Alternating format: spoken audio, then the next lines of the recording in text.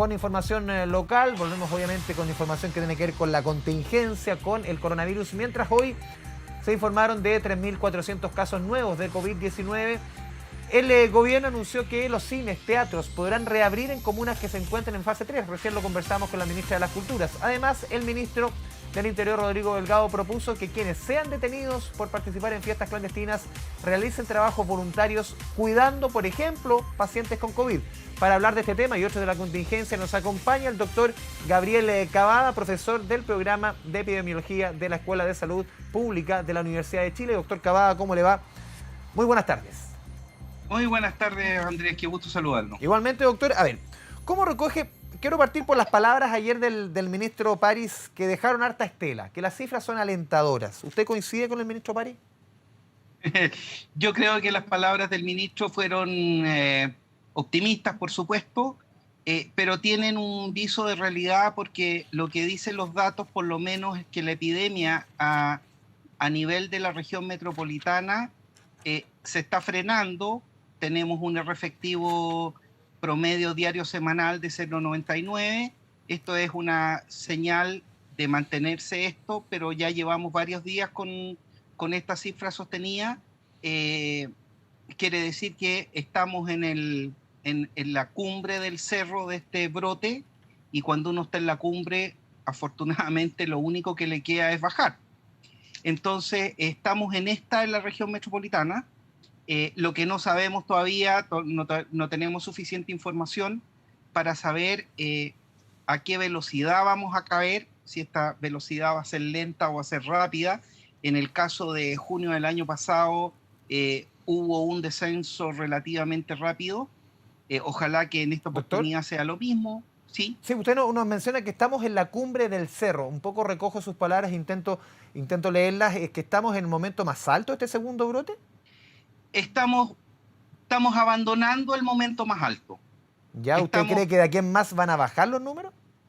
sí, en la región metropolitana lo que se ve es que efectivamente esa es la tendencia. Esa es la tendencia.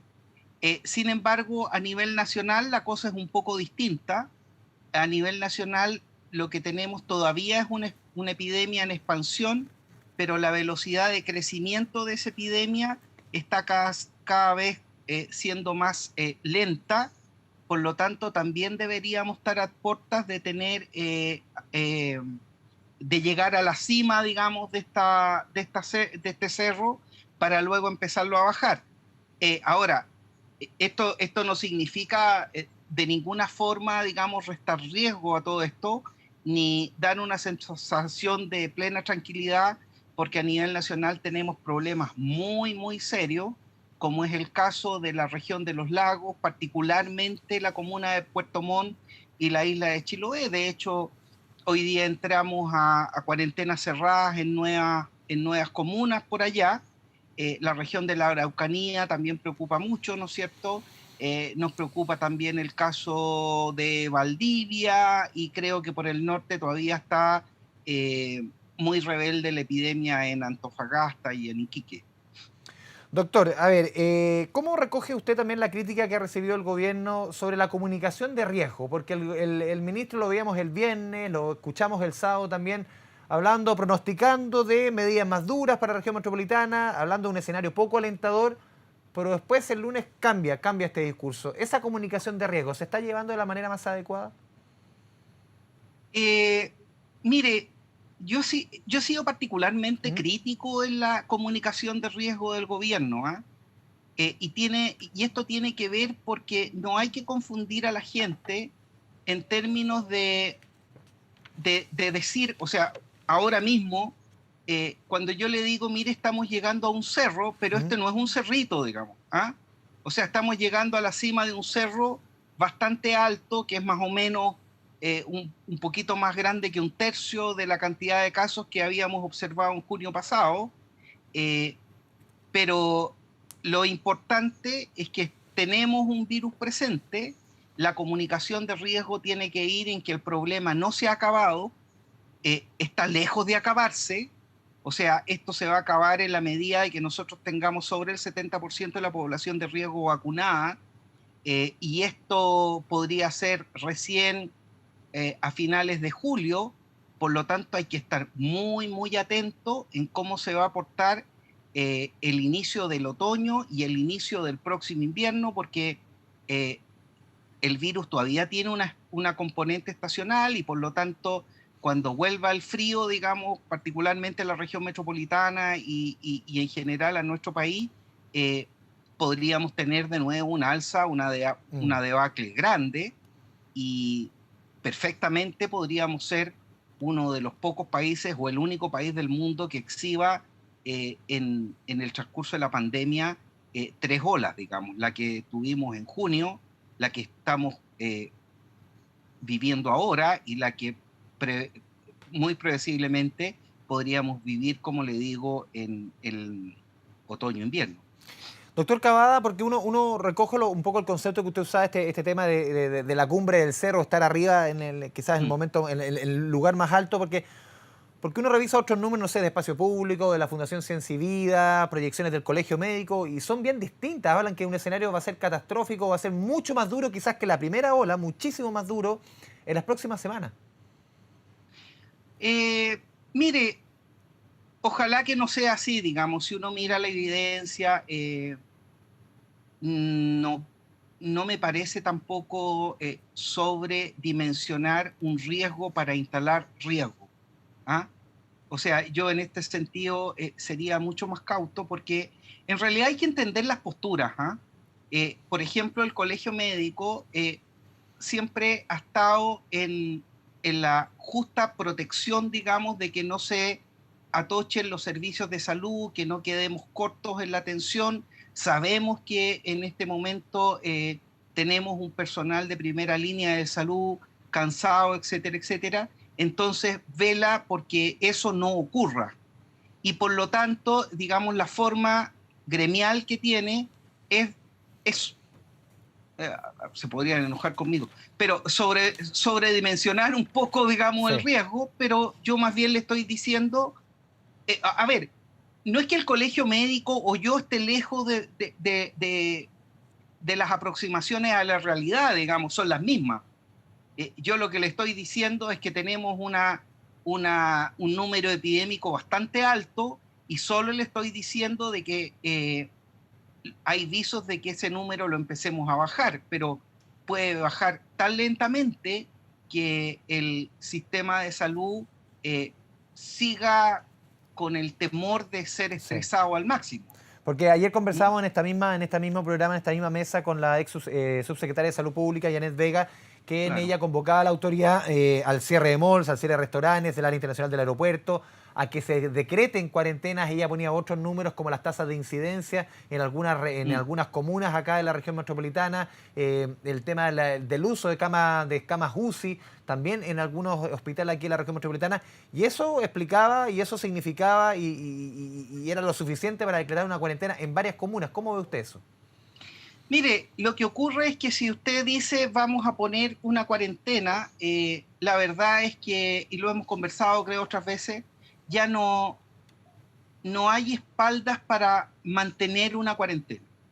O sea, y eso es evidente, eso es una evidencia clarita. O sea, mire usted que cuando se cerró la comuna, se cerró la región metropolitana el año pasado, digamos, entonces primero la clausuraron y la última caja llegó después de no sé cuánto tiempo. Usted Entonces, habla, perdón, doctor, de espalda económica, de espalda de espalda sanitaria, del económica, estrés en la UCI. de espalda de ayuda. O sea, Ya. si nosotros tuviéramos la eficacia de un Estado, por ejemplo, que es como lo que hizo Nueva York, que de Capitana Page en un momento les depositaron $1.200 a todos los tax payment, y una vez que usted tenía, por decirlo así, esta plata en su cuenta RUT, digamos, sin mirar si usted había trabajado o no trabajado el año anterior, toda esta ortodoxia, digamos, que tiene el Estado para darle una ayuda, usted perfectamente podría pedir, ¿no es cierto?, una cuarentena, pero yo creo que en la situación socioeconómica y política que vive Chile en este momento, es un equilibrio demasiado delicado el que se podría romper si usted hace una gran cuarentena. Entonces yo creo que la autoridad política esta cuestión la evalúa y por lo tanto tampoco está dispuesta a correr el riesgo. Entonces, en ese sentido, como de alguna forma tampoco se puede dar la sensación de que estamos en una plena normalidad y porque no estoy en cuarentena puedo hacer lo que quiera. Yo creo que hay que focalizar las restricciones.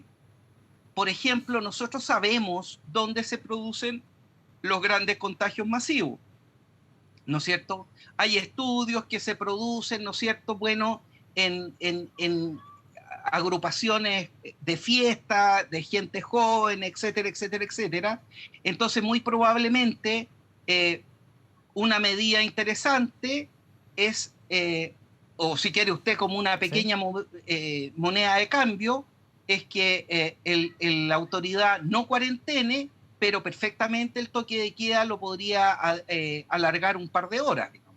Que entre paréntesis, cosas que ha hecho Francia, España, en algunos lugares han habido hasta toque de queda a las 6 de la tarde, digamos, pero ojo, que no miremos de referencia en este momento las medidas que está tomando Europa, porque Europa en este momento está viviendo Doctor, un invierno, ¿no? sí. Sí. Respecto a los permisos de vacaciones, muchos han sostenido que debiesen, no sé si eliminarse, pero sí ser bastante más estrictos respecto a lo que se entrega ahora. ¿Usted cómo evalúa este tema de los permisos de vacaciones? Mire, de nuevo, yo creo que el permiso de vacaciones en sí no es el problema. Lo que no puede ocurrir son estas imágenes reiteradas de playas, digamos, que están atestadas de gente. Entonces, probablemente ahí sí que haya que poner un foco importante en un grupo de fiscalizadores que además sea respetado y que a usted le permita, digamos, tener aforos en las playas donde la distancia entre burbujas familiares se mantenga y, por supuesto, digamos, la gente que está en la arena ahí, ¿no es cierto?, se mantenga con su mascarilla bien puesta y, fundamentalmente, ya lo que hemos dicho hasta el cansancio, en este momento la principal responsabilidad es lo que llamamos la autovacuna, ¿no es cierto? O sea, uno asumir el hecho que tiene que tener una higiene personal completísima, las manos lavadas con agua y jabón y si no puede con alcohol gel la máxima cantidad de veces que usted pueda, evitar entonces estas aglomeraciones y la distancia social y por favor la mascarilla bien puesta, la ¿Doctor? mascarilla que cubra nariz y boca, ¿no?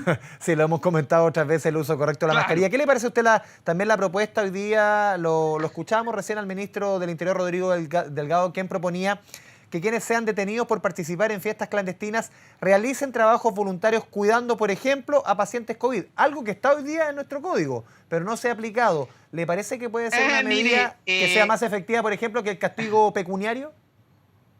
Mire, como una medida, como le dijera yo, publicitaria de persuasión, aparece bastante entretenida, ¿no?